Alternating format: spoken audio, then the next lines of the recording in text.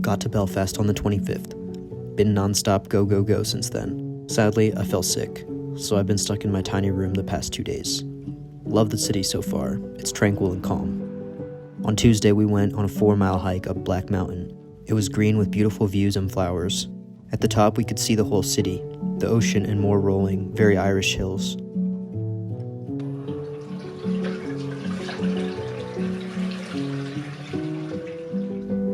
I'm a bit lonely here. I definitely miss home. I miss having my own apartment and my own kitchen. I miss my friends. I'm hoping that they can come visit me soon. The neighborhoods are different.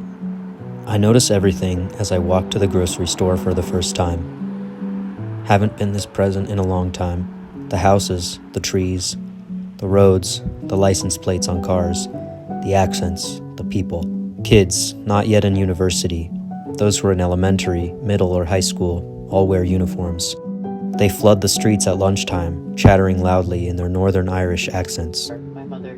I can understand most of what people are saying when they speak to me directly, but eavesdropping isn't a concept for me anymore. My brain doesn't process the Belfast accent from far away the way it does the American, and it registers as another language.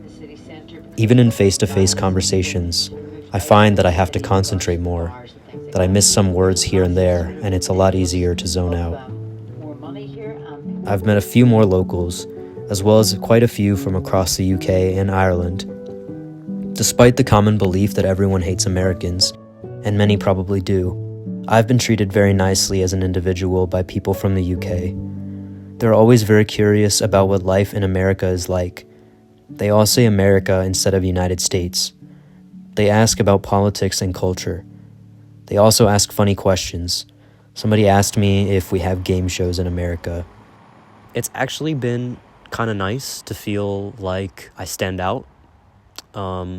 Because before it was like, when I first got here, I was like really nervous to stand out because I didn't want to draw too much attention, negative attention potentially. But it's actually been cool, and I think I'm going to probably miss that when I go back to the US. My first month has been one of constant adjustments. Everything has an on switch. I know this logically, but my brain is used to doing things automatically, so I'll plug my computer in and then be shocked when it hasn't charged at all in 30 minutes. The cars driving on the other side of the road was a bit of a shock at first mentally, but it only took a couple of weeks to adjust. Although I did see a 10-year-old in what would be an American driver's seat, but the passenger seat here, and my brain thought he was driving for a second. I got myself a bike, and that has helped me adjust to navigating the flipped road system. Taxis here are much more commonly used than Ubers. In the US, at least in most big cities, everybody Ubers everywhere. I'm used to be able to call an Uber and it's outside within 2 minutes, but I've had to adjust to longer waiting times for both taxis and Ubers. I could go on and on about the differences, like how there's also no screens on windows. I'm living right next to like this forest. We've got a lake and some trees, and we have, it's a forest, so we actually get a lot of bugs here. So I actually hardly ever open this window because we have this species of spiders that have been prominent around the dorms that are huge. They're like, I don't know, this big or something, and they're brown, and I hate spiders. It's like my biggest fear. But it seems to be quite normal and common here because we got an email saying that we have to learn to live with the wildlife. As the adjustment phase begins to wane, and I begin to establish my routine here, I'm now faced with some interesting questions. Why am I here? What if these next few months don't go as I expect them to? And what if I'm disappointed? The reality that this isn't simply a 2-week vacation is starting to hit me, along with feelings of homesickness and a longing to be reunited with my friends and family and familiarity. At the same time, every day is an adventure. This is what I wanted, and it's why I left behind my old life. I've gotten to see places I couldn't have imagined I'd ever see, breathtaking natural landscapes like Giant's Causeway and Carrick-a-Reed Rope Bridge. So each day I push on, whether good or bad. I recognize that any type of ache is only growing pains. Month 1 is complete, and I think I'm over the honeymoon phase. I'm settling in. I just feel like every day I'm getting more adjusted to it, but there's always something new to learn, and there's always differences that I'm noticing, little cool things, even just talking with local people and comparing.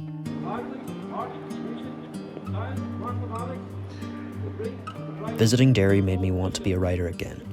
It reminded me of how many dreams I have, and how much the kind of jobs I have hinders them.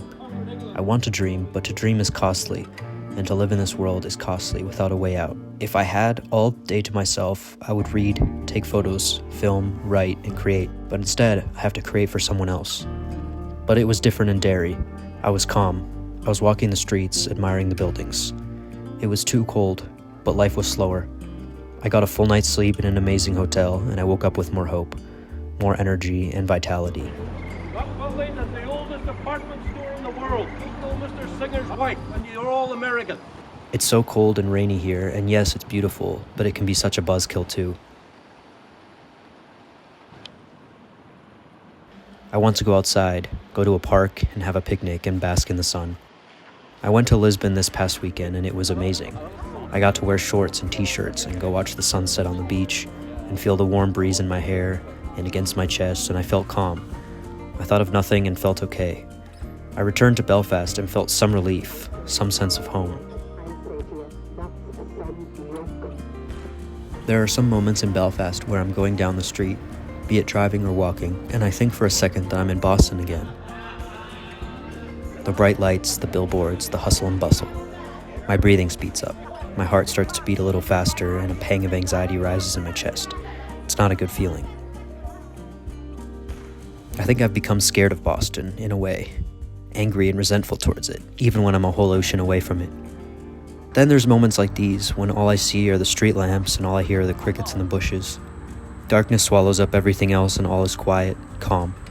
That's when I know I've left Boston forever. I feel grateful to experience this eeriness, even though it's Halloween and I don't want to. I want to sleep through it all and wake up in my bed in Boulder in December to the first snowfall. I hate the snow, but it'll tell me for sure that I'm home. Days have turned into hassles. I feel as if each one has more and more never-ending deadlines. I feel as though I have no time.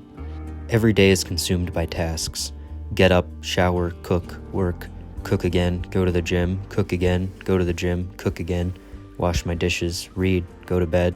The sun has been setting a lot sooner because it's now winter, and so it's only 4:18, but low-key it's starting to get dark out. Only 3 more weeks in Belfast. It was going by so slow and then so fast. I kind of want to leave and also don't. Went to Dublin yesterday, met some British guys from Newcastle at the pub, had lots of fun. Makes me want to travel more and meet more people.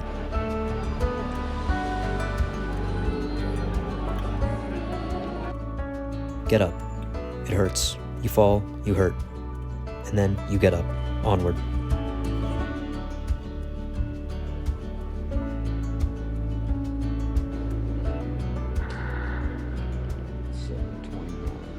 It's 7:30 in the morning. All exits are clearly marked and are being pointed out to you now. Please locate your nearest exit, for may be behind you.